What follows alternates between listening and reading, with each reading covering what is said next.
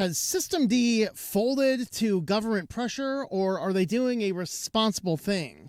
Is their response adequate or not adequate? And what does this mean for Linux distributions running SystemD? We're going to be talking about all these in today's video.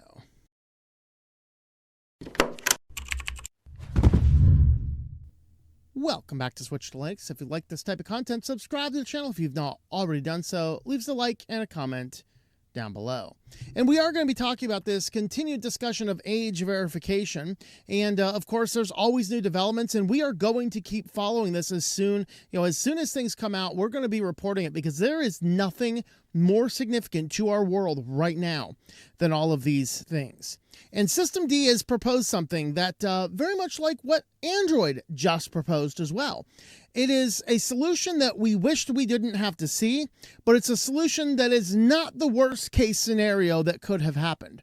Yet it is still one that, well, it could lead to worse things down the road. So let's go ahead and discuss what is going on. Of course, before we get into it, in the event you haven't watched the other age verification things, let me just bring you up to speed. Several nations around the world and states around the United States are introducing various forms of age attestation, meaning that the user chooses what their age is at setup, or age verification, meaning that an outside resource has to verify the age reporting to the system is correct. Now, in light of all of this, developers now need to rewrite their programs to ask for these age signals, and then they have to do something different in response to younger users is basically what this is. So we've discussed this in length already. Obviously, I think that these, as far as the United States is concerned, unconstitutional. As far as worldly concerns, I think mostly unenforceable. And I just think it's just a bunch of really foolish laws put together by either really stupid or really corrupt and evil people. Well, maybe it's probably more corrupt and evil people because they're all saying, for the children, yet they won't arrest people who are on a certain island, allegedly. And so with this, we are going to talk about the solution here. So let's go ahead and see what SystemD has done. Let's talk about SystemD really quick. SystemD, of course, is one of these initialization systems in Linux, and there's a small handful of these. So your distribution has this or something else. Most Linux distros these days are running SystemD for the initialization. And I have seen SystemD, some people say, well, it's just an NSA backdoor. And I've never seen any evidence of that. Other people don't like it just because it's big and burdensome. There is some valid argument there. And the thing about it, though, is that it is a controversial initialization among people who don't like it. Although no one's given me solid reasons why I shouldn't use it. So this is the biggest initialization system inside of Linux. So what they have just done is they have rolled out a commit which brings age attestation into the user creation system. Now, does this satisfy the laws? Let's talk about what they're doing first, and then we'll talk about is it satisfying the laws, and then we'll talk about is this sufficient or not.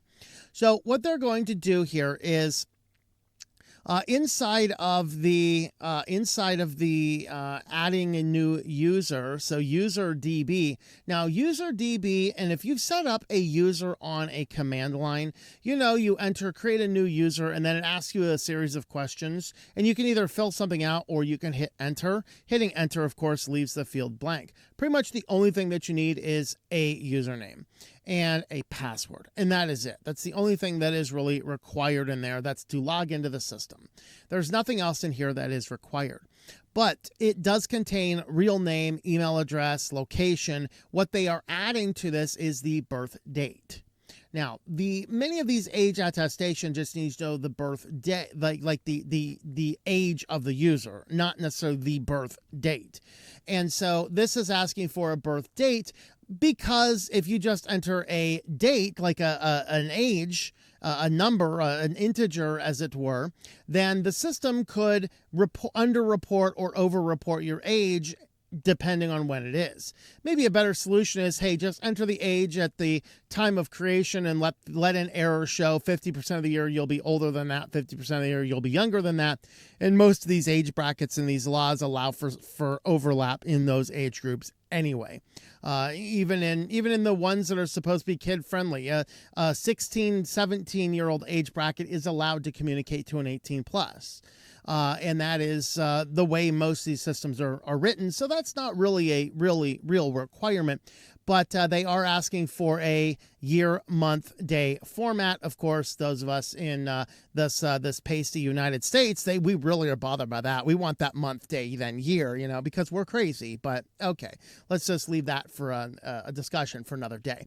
But anyway. This is an optional field, so it's not like the system is going to force you to add it, but, this is going to look like if you go into Ubuntu, for example, which uses SystemD, and you go to add a new user, there will be another field in there that you could add an age, like a birth date.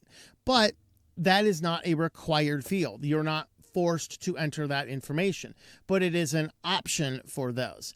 Now, XDG Desktop Portal, which is for Flatpak, this was talking about it, but I actually could not find the actual, maybe this is it. I pulled up so many different things up here, and I could not find the discussion of the age verification over here. Yeah, this is just the main page for it, so there's no useful information there. But apparently that one was defeated. They opted not to merge that request in. There's also another merge request basically saying that we should not do this. So this is actually the merge request 40954. So this actually adds the attestation. And now it says here stores user's birth date for age verification. That is not correct. This is age attestation. This is one of the problems we have with these laws is there's so many different versions and they mean so many different ways. Some of them, like California and Colorado, those states only required attestation. What attestation meant is that when the account is set up, a user age is collected, or an age or birth date is what the law says is collected. So that means if a parent is setting up a child's account and sets the child up with their birth date or their age, then the system can automatically tinker up the birth date, interval up as the years go by. But there's no independent verification of that. So the parent can add anything they want, which is why of all of these stupid ways to do it, California and Colorado is a little bit better because it really places the control into the hands of the parents. Now, the proposed New York law, the Texas law, which was passed but is injuncted, and the Brazil law, which is officially in effect right now, those are age verification, which means there has to be some third party that verifies the information you put is correct, which, by the way, is not possible. It is possible to collect enough information to say this user is over 18, but it is impossible to have the information for it to verify with the external sources that you are any of the 5 age brackets under the age of 18. Right? Make sense? So the entire basis of this law of these tiers is kind of nonsense. Under age attestation, that would work because you just enter the age. Under the verification, that wouldn't work. You can just prove if they're north of 18 years old or south of 18 years old. So that's what's going on. The other thing I did forget to mention over here in the process is this is actually stored in a way that the user cannot change this. Only the system administrators can. So a parent who sets up a child's account and puts their birth date in, the child cannot go in with their user account and tinker that number up. They can't mess around with it. They can't toggle it up, toggle it down. They can't make adjustments to it. And only an admin has the ability to adjust that. But anything on the system can read that. Whereas the email and the name and things like that, those can actually be altered by the user themselves, but not the age or the birth date of the person. So sorry for all you people who forgot your administrative passwords. But they added this in, and they added in enough of extra discussion. Now, there was a lot of discussion that suggested this is probably not a good idea. And the only one I really want to mention here is Jackpot51. This is Jeremy from System76. Now, we talked about this before, but System76 had some discussions with the legislatures, and they are talking about before the bill passes the Senate, making an exception for open source applications. Now, that would be useful for Colorado. So System76 doesn't have to do anything immediate now. But let's not forget, the California Assembly Bill 1043 is already passed and signed into law. Making a modification of that is not going to be as easy. The Texas has already passed. It's just injuncted. And there's several other ones of these that they can't just go right back in and just, oh, let's just go ahead and adjust this law we just passed to add exceptions for free and open source. So that's not really a solution, but at least they're having a discussion with their home state, which means their home state can't come after them directly. So California will have a harder time going after 76 than their home state of Colorado. So that is useful over here. He also says here, we're in talks with the legislators, likely amendments for age to the age verification bills, as well as conflicting system requirements in different jurisdictions. It may even be the case that open source operating systems are exempted entirely. He has a newsletter list there. He says, I have other concerns about specific implementations by relying on SystemD, which is decidedly unportable to non-Linux operating systems and not used across all Linux operating systems either. It will force at least one alternative implementation to exist. If these implementations end up having to collect jurisdiction-specific requirements, that makes it much harder for compliance. So that leads us into that slippery slope argument that I will get into here in a bit. Now, there was a discussion on rescinding this, reverting this commit, but they pretty much shut this down. Now, the reasons for the inversion of the commit are very sound. Privacy and freedom concerns. So this means that now your operating system is storing locally information about the user. That's not something that a high-risk person wants in their system. There's been some discussion that Unix is looking at some of these things. They are a privacy-centered group. How can they possibly be having this information stored? Right? It risks normalizing permission-like checks inside of a desktop session, which could be extended to far more invasive controls. So if this is something that happens now, who's to say that, well, we just don't slowly expand on this until it becomes this giant behemoth? It does mismatch open source philosophy. I completely agree with that one. Practical and enforcement issues. There's no way to reliably enforce truthful input without invasive verification. And there's some other implementations as well. Minimal and local implementation still exposes users to website and app blocks if the site decides to trust a non-signaling OS. So there's that. There's legal and jurisdictional overreach. So California's bill, Colorado's bill are poorly drafted for volunteer or decentralized products, and many distributions already chose non-compliance. And there is no upstream consensus. This is where we see free desktop merge request was closed. I could not even find this request. I didn't spend a boatload of time looking for it, but I did flip through all of the recent merge requests. I did not see it. Major distributions have paused, rejected, or never committed these, and SystemD PR remains draft and unmerged in many views. So he does mention some ways to revisit this, but of course this whole thing was completely shut down on the basis that this is entirely optional. And you can tell me, I'll tell you here that this optional guy is opting not to use any of that nonsense. So there you go. So it's going to lead me to my final points here is this a good implementation, or is this them cowtailing and fleeing? Well, from SystemD's perspective, to agree with what they're doing here, they are providing a means and a mechanism that any distribution that uses SystemD has a means built in, so they do not actually have to do any extra work to do it.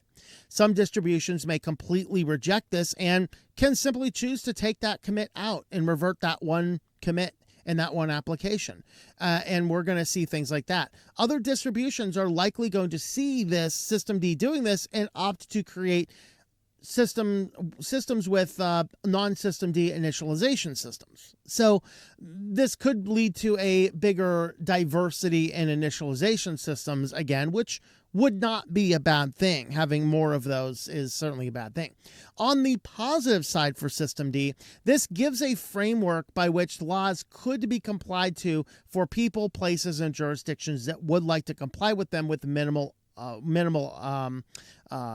extra work.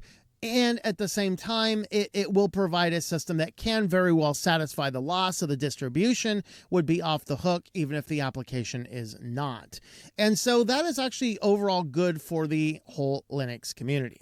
Now, I do have a couple of fears in the midst of this, and I want to address two of them specifically, and I welcome more thoughts down below. The first thing is I fear is that this is the first step to something worse, because while this does fulfill California and Colorado bills, this proposal does not satisfy New York, which is proposed, Texas, which is passed into law but injuncted as it goes to the courts, nor Brazil, that is in effect. Those three jurisdictions require age verification, not attestation. So for SystemD to comply in those three jurisdictions right now, they would actually have to add some form of hook with a third-party external company that passes a non-writable signal back. But in the current means that SystemD has implemented this, any system administrator can make that change. And so what do? Do we have to rely on a non-changeable external standard from some proprietary company giving us signals into Linux? Well, that's nonsense. And so from that argument, I can say, why even do this at all? Because you're not in compliance with laws already on the books in one jurisdiction. So what's the point?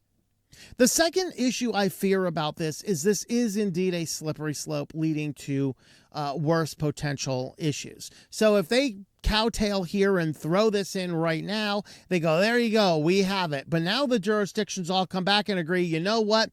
Self-reporting was probably not the thing. We need to force some external thing. Are they going to change this in an open source application to require us to give data over to a third-party company to allow that third-party company to write a non-editable binary inside of the core level of our operating system? I could see Windows or Mac doing that. Linux is going to have a really big problem with that. So this is a slippery slope, because what we're going to see here is that the age attestation they're going to realize hasn't gone far enough. So let's go ahead and go with the full-fledged third-party verification. And if SystemD is cowtailing here, it allows the slippery slope of being able to force more and more things. And then we get into that whole floofy wolf post about now are we going to add in things that are going to look for censored words or specific jurisdictions or a bunch of things in which the entirety of the computer world will become this massive fragmented mess, which really we're going to have effectively no real way to control. So what's my overall take on this? I am not mad at SystemD over this. I'm not going to be like, I am going on an anti-SystemD tirade now. I'm not going to do that.